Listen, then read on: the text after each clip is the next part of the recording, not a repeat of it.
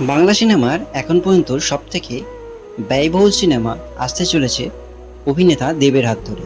ছবির নাম রঘু ডাকাত।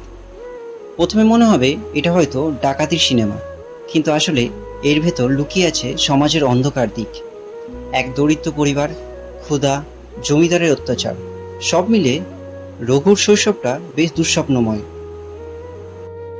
ছবির গান আর লোকগীত যেন আমাদের ফিরিয়ে নিয়ে যায় পুরনো বাংলার গ্রাম অঞ্চলে।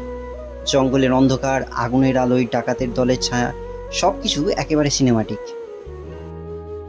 রঘু ডাকাত আসলে কেবল ডাকাতির গল্প নয়, এটা হলো অন্যায়ের বিরুদ্ধে এক চিৎকার, সমাজের এক আয়না। যারা বাংলা সিনেমা ভালোবাসেন তাদের জন্য একেবারেই মিস করার মতো নয়।